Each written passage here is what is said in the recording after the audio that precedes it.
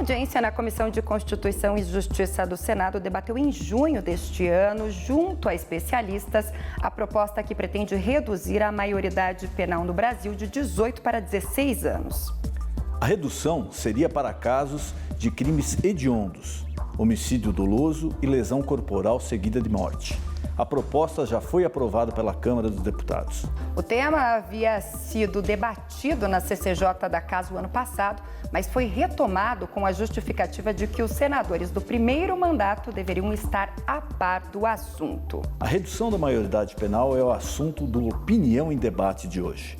Vamos saber agora qual é o cenário atual no Brasil, o que prevê de fato essa legislação hoje aqui no país, né? Apresentamos essa proposta que está em tramitação de forma um pouco lenta, né? Porque já faz anos que isso é comentado e cogitado nos bastidores políticos, chegou a ser apresentado, como a gente viu, passou pela Câmara dos Deputados, agora em discussão na CCJ do Senado, foi retomada então no meio do ano. O que prevê hoje de fato essa legislação, deputado? Olha, eu não tenho bem conhecimento do que está sendo discutido lá, mas eu imagino que prevê a redução da maioridade penal para 16 anos e aquilo que o doutor Denis acabou de falar ali, tipificando os crimes que seriam homicídio doloso, a lesão corporal, mas eu acho que deveria incluir aí, a minha visão também, o roubo e o tráfico de droga, que são um número muito grande de menores envolvidos, além de homicídio doloso e lesão corporal, os maiores crimes que eles são envolvidos é o roubo e o tráfico de droga. Não vão deixar os crimes um pouco menores, o furto, coisa parecida, mas o principal deles aí, tirando o homicídio e a lesão corporal, é o roubo e o tráfico de droga. Até porque no roubo e no próprio tráfico de droga, às vezes o maior utiliza o menor porque sabe que ele não vai responder. Isso é muito comum. Então nós vemos constantemente até veículos sendo apreendidos na rodovia Foz do Iguaçu, Curitiba, ou das fronteiras para Curitiba, ou para os outras capitais, para fora de Curitiba, sendo conduzido por menores. Por quê? Porque é um menor que vai ser apreendido pelo tráfico e não vai responder por aquele crime, não é? Eu volto ao problema social. Hoje, nós sabemos que 70% dos crimes, aqueles que estão pagando, vem da onde? Direto ou indiretamente do que? Das drogas. As mulheres, muito mais. As mulheres, 90%, a origem são as drogas. Nós hoje sabemos que, lamentavelmente, porque o policial prende, certo? Aí faz o boletim de ocorrência. Vai daí a importância das audiências de custódia, quando o juiz realmente leva a sério. O que acontece? Sempre você tem lá tráfico, quadrilha, desrespeito, isso e aquilo. Vai para o juiz, claro que este menino vai ser condenado. Aí o que acontece? Se esta lei que está lá na CCJ, lá no Congresso, o que ela prevê? Crime hediondo. O tráfico é crime hediondo? Então já está previsto. Quer dizer, aí vai um menino de 16 anos que não teve nenhum atendimento, porque aí eu entro no todo, não teve moradia, está jogado numa favela, não tem saúde, não tem condições, os pais com 1000 problemas, é a pobreza do Brasil. Nós entramos aí na parte social, na distribuição de renda e em tudo mais. O que acontece com este menino? Hoje se diz, né, doutor, que a penitenciária, eu já digo que quando está já na penitenciária, já é o curso superior. Na cadeia já é o fundamental, que ele não fez ainda. Doutora, mas ao mesmo tempo, só fazendo um parênteses no comentário da senhora, ao mesmo tempo a gente sabe que uma boa parte da população do Brasil sofre com esses problemas sociais, vários deles, inclusive, sim, que a senhora citou. Mas, em contraponto, a gente tem uma pesquisa do Datafolha que foi divulgada no final do ano passado, que mostra que mais de 80% da população brasileira é favorável à redução da maioridade penal. Claro. Como explicar isso? Porque não conhece. Porque não sabe. Falta, porque, então, claro, informação? Lógico, porque no Brasil, veja o governo que nós temos hoje. ou você encarcera ou mata. Esta hoje é a tônica dos governos. Mas dentro dessa teoria, principal. doutora, se todo jovem carente fosse roubar e participar do tráfico de droga, nós estamos perdidos. Claro, por isso Até porque que eu é uma boa coloquei... parcela da população por isso- que enfrenta esse a maioria. problema social. Doutor, Nós já temos um percentual muito grande de menores praticando crime. Até por algumas dessas situações que eu coloquei aqui, da inimputabilidade, de saber que não vai responder pelo seu crime, de uma série de fatores que vem aí. Então, nós temos que nos preocupar muito. Eu, quando delegado de polícia, quando eu tinha que autuar um adolescente com 18 anos de idade, eu me preocupava muito em autuar ou não. Por quê? Até porque, avaliando, analisando essas questões que nós temos, questões sociais, de família, de educação, de fatores críticos que nós passamos no país, eu me preocupava muito.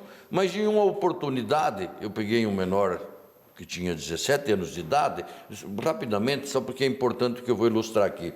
E este menor, ele estava envolvido, não profundamente num crime de roubo, numa quadrilha, por vários indivíduos, e eu falei assim para ele, olha aqui, eu vou te ouvir, vou te dar uma oportunidade, eu quero que você saia daqui, vai estudar e vai ser polícia. Este moço, eu tive uma grande surpresa, 10 anos depois, eu estou andando numa rua lá no bairro da Caximba, daí eu estava andando a pé, era 10 horas da noite, e um moço estava lá num lugar lá, ele desceu, veio, doutor, o senhor precisa de ajuda? Eu estou procurando um número aqui, eu sei onde é que eu levo o senhor lá. O senhor não lembra de mim, não? Diz, eu sou aquele moleque que o senhor me deu uma orientação uma vez e mandou eu estudar e ser polícia, hoje eu sou policial. Então, uma oportunidade, graças a Deus. Mas a doutora coloca bem a sua pauta, o seu discurso. Mas nós temos que nos preocupar com a criminalidade. A vida daquele cidadão, como o senhor falou, que está saindo de casa, depois de repente ele é assassinado por um menor, que dá um tiro nele, mata, ou que vai roubar o carro dele, ou que vai... Uma série de coisas. Isso é muito preocupante. O número cresce. Ele cresce muito, doutor, o número de menores envolvidos com o crime. Se você for ver uma estatística, você vai ver o número grande que ele vai aumentando sempre de menores. Claro, eu não gostaria que fosse nunca isso aí de forma nenhuma. Doutor, eu gostaria de fazer uma colocação. Hoje em dia, se fala muito no fortalecimento das facções criminosas dentro dos presídios. Por que vocês acham, o que acontece? Todos nós sabemos, eu não vou entrar aqui, não é a discussão, todos nós sabemos que é a ausência do Estado que formou as facções. Onde o Estado, onde está vazio, cadeira vazia, qualquer um senta. Então, hoje, o que são as facções? As facções são aquelas que cuidam, que dão aquilo que o Estado não dá, o doutor sabe, desde advogado. O que acontece quando entra um menino de 18 anos, imagine de 16, dentro de uma penitenciária? Ele tem duas opções. Uma opção, ele fica, em termos livre, não vai para a facção e ele é estuprado, ele é violentado sexualmente, ele não é respeitado. Ou ele vai para a facção e não sofre a violência, porque a facção não permite. É um absurdo. Mas ninguém quer enxergar. O Estado não quer enxergar que ele tem de dar trabalho, que ele tem de olhar. Os presos são pessoas ausentes, são pessoas que passam. É verdade ou não é, doutor? É, doutora. Não tem doutor, trabalho, quando chega não tem hoje nada um menor dentro de uma penitenciária. Nem sol não tem, doutor. O senhor sabe disso. O senhor sabe que aqueles que entram na casa de custódia de Piraquara, tem pessoas que ficam 5, 6 meses dentro de um container, que é feito para 12 e nunca tem menos de 16, porque hoje o Paraná tem, eu vou colocar aquilo que eu tenho de dados, tem 17 mil, capacidade para 17, 18 mil presos. Temos quanto, doutor? 38 mil. Eu entendo, doutora, a questão da superlotação, que é um problema que a gente enfrenta a nível nacional, né? Então, é uma coisa que não mas voltando ao mérito da redução da maioridade penal especificamente, né? Que seria uma coisa independente da superlotação do Estado. Vamos abordar essa questão. Hoje, como que é o trâmite? O delegado pode falar melhor porque ele acompanhou, né, acompanhava quando chegava um menor numa delegacia hoje. Como que é o trâmite? Para onde que ele vai? O que que o Brasil tem hoje? O que que o país em si, né, tem de prever de punição para um menor infrator hoje? A punição... Oi? Né, doutora Ueca? O Estatuto da Criança e do Adolescente que prevê as penas para os menores de idade, não é?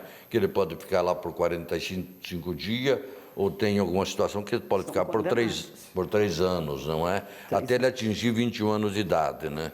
E depois dentro desses centros de custódia, que eu imagino que a doutora também deve conhecer alguns e acompanhar. Eles podem ser detidos na idade de 12 a 18 anos. Mas não existe esse problema também pelo fato dele estar com vários outros infratores, ainda que menores? Pela pouca idade que eles têm, há possibilidade de um resgate às vezes. Mas há muitos menores que não têm possibilidade, que não têm. Porque às vezes esse discurso bate numa tese, quem pega assim, o meio da conversa parece assim, olha, o menor é obrigado a ir para lá. Não, ele não é, ele tem opção. Se ele não fizer nada de errado, ele não vai. Não. Claro que então, mas às vezes se analisa o tema como dizendo, olha, ele é obrigado a ir para lá, lá não tem nada, lá ele vai para a escola do crime. Não, porque tem muitos menores que convivem no mesmo ambiente social com ele, com as mesmas dificuldades. Claro. E que sai, que vai para a escola, que trabalha e que ajuda a família. Então, não é uma... Ele também foi uma opção dele ir para lá. E hoje, convenhamos, né, com 16 anos, tem uma pesquisa até recente aí da internet, um garoto de 12 anos hoje recebe uma carga de informação equivalente a um imperador romano. O senhor falou muito bem, a carga de informações que os adolescentes recebem hoje é muito grande. Claro. Eles sabem tudo, eles conhecem tudo, e eu, na minha idade, eu às vezes me considero ignorante diante de um adolescente aí de 12, 13, 15, 17 anos de idade. Ele sabe muito mais em tecnologia do que eu. Agora, o menor, eu volto a falar aqui no que o senhor falou há pouco, ele tem que ter família, ele tem que ter escola, ele tem que ter educação, ele tem que respeitar a todos, independente de raça, cor, credo, de religião, ele tem que ser uma pessoa dedicada. Agora, essas coisas que eu falei, às vezes é raridade você encontrar alguns adolescentes que tenham esses predicados, não é? Ou que tenha esta possibilidade de ter educação, de ter uma família, de estudar. Eu levanto uma questão também, até, deputado, que é a questão do voto. A gente pode citar, ele tem maturidade, de repente, mas né, nós vimos... E por que não para responder criminalmente por uma situação, doutora, na opinião da senhora? Mas ele responde, acabei de falar, de 12 a 18 anos. Não, mas assim como um adulto... 16 anos que pode votar. Mas se ele pratica um homicídio, ele vai ser recolhido, ele vai ficar encarcerado. Não é bem assim, ele matou, ele vai ficar por um pouco tempo, vai né, ficar... Por pouquíssimo tempo, não comparado a uma pena... Não é o máximo. Ele não vai cumprir uma pena, né? E quando ele sai dessa casa... É bem menor. E quando ele, desse período de reclusão ali, que ele cumpriu a pena dele, ele sai também como ficha limpa, né? Sai. Ele não pode anotar nada. Não fica nos antecedentes. Não fica em antecedentes criminais, não tem. Olha, no dia a dia nosso de policial, nós sabemos que o menor tal, ele tem antecedente, mas não tem registro. Deixa eu colocar para vocês, a penitenciária, ela despersonaliza, ela destrói as pessoas, ela acaba com aquele, imagine uma criança, tá? Se você soubesse o que é um presidiário, o que é uma pessoa que fica, se a prisão, o encarceramento resolvesse algum problema, tá? Seria uma maravilha, doutora, mas eu ainda acho que é melhor você ter um menor bandido preso do que um menor bandido solto. Vai pegar um menino. Porque a opção seria, então, vamos deixar ele continuar fazendo, a sociedade administra doutor, isso. Eu já coloquei, doutor Tenicisto, no início que nós falamos, hoje são dados de órgãos, dos principais órgãos do país.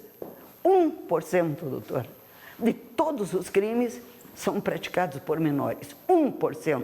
A gente está levando um pouco para o encarceramento, porque o espírito da lei, o legislador na época, tudo leva a crer que aconteceu o seguinte, não, antes de 18 anos é uma criança que não sabe nada da vida.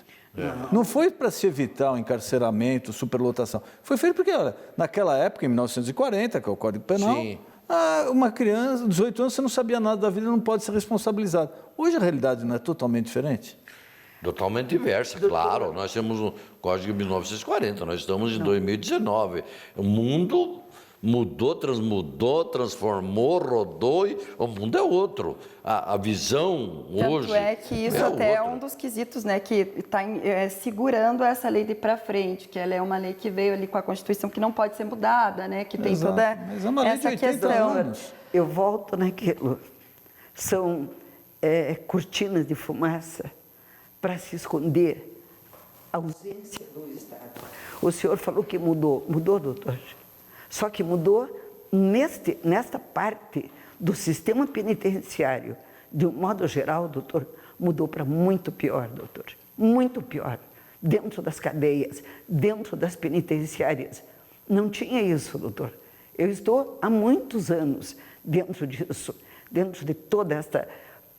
Tinha de ter, doutor, como estão fazendo lá, reforma da Previdência, reforma tributária, tinha de fazer a reforma do sistema penitenciário, falido, totalmente falido. O doutor sabe que hoje aquelas pessoas que estão presas não vão melhorar, porque o Estado não investiu. Já teve épocas que tinha, o senhor lembra bem, o Sistema S. O Sistema S, Senai, Sesc, SESI, eles faziam curso dentro das penitenciárias. Saía, entrava aquele preso que normalmente ele não tem nem o primeiro grau. Quer dizer, ele saía, o fundamental hoje, o primeiro grau ainda era do meu tempo, o fundamental. Ele saía com uma profissão, um azulejista, um pintor. Hoje, doutor, saiu fora. O Sistema S saiu fora de dentro do sistema penitenciário. Eles entram, doutor, e saem de lá, ficam 10 anos e não têm a identidade, os documentos de identidade.